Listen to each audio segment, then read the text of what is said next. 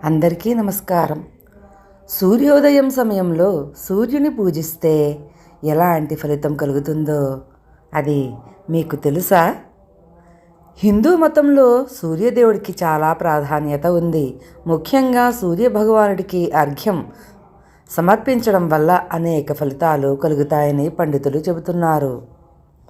సూర్య భగవానుడికి అర్ఘ్యం సమర్పించడం ద్వారా జీవితంలోని అన్ని కష్టాల నుండి ఉపశమనం పొందుతారని మత విశ్వాసాలు చెబుతున్నాయి. ఒక వ్యక్తి జాతకంలో సూర్యుడు బలహీనంగా ఉన్నట్లయితే కేవలం నీటిని అందించడం ద్వారా సూర్యుడిని ప్రసన్నం చేసుకోవచ్చట. అయితే సూర్యభగవానుడికి నీటిని సమర్పించే వాస్తవ నియమాల గురించి తెలుసుకోవడం చాలా ముఖ్యం అని చెబుతున్నారు. సూర్యభగవానుడికి నీటిని సమర్పించేటప్పుడు కొన్ని విషయాలను గుర్తుంచుకోవాలట. నియమాలు పాటించడమే కాకుండా సూర్యభగవానుడికి నీటిని సమర్పిస్తే లక్ష్మీదేవి అనుగ్రహం కూడా లభిస్తుందని చెబుతున్నారు. బ్రహ్మముహూర్తంలో నిద్రలేచి స్నానం చేసిన తరువాత మాత్రమే సూర్యభగవానుడికి నీరు సమర్పించాలని చెబుతున్నారు. సూర్యభగవానునికి రోజు నీళ్లు సమర్పిస్తే డబ్బుకు ఇబ్బంది ఉండదట. వీలైతే ఉదయించే సూర్యునికి నీరు అందించాలని చెబుతున్నారు. ఉదయపు సూర్యకిరణాలు శరీరంపై పడటం వల్ల శరీర నొప్పి నుంచి ఉపశమనం లభిస్తుందట. అలాగే వ్యాధుల నుండి కూడా ఉపశమనం పొందడానికి ఉదయించే సూర్యునికి నీటిని సమర్పించాలని చెబుతున్నారు. సూర్యభగవానునికి అర్ఘ్యం సమర్పించడం వల్ల సమర్పించిన తరువాత 3 సార్లు ప్రదక్షిణలు చేసి భూమి పాదాలను తాకాలట. ఈ సమయంలో మంత్రాన్ని జపించండి. మంత్రం ఏమిటంటే ఓం సూర్యాయ నమః. అలాగే సూర్యునికి అర్ఘ్యం సమర్పించేటప్పుడు మీ 2 చేతులను మీ తలపైకి లేపి నీటిని సమర్పించాలి. సూర్యభగవానుడికి నీరు సమర్పించడం వల్ల కలిగే మరో ప్రత్యేకత ఏమిటంటే నేరుగా నవగ్రహాల ఆశీస్సులు అందుతాయట.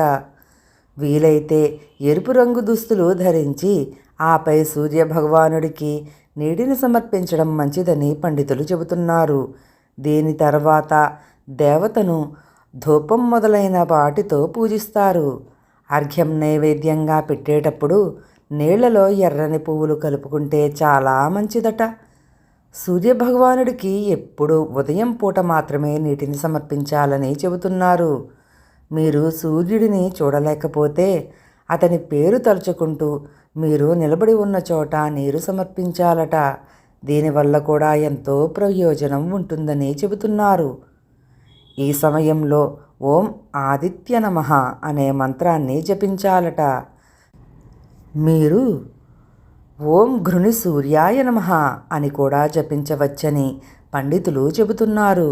సూర్యభగవానుడికి నీటిని సమర్పించేటప్పుడు మీ ముఖాన్ని తూర్పు వైపు ఉంచాలి.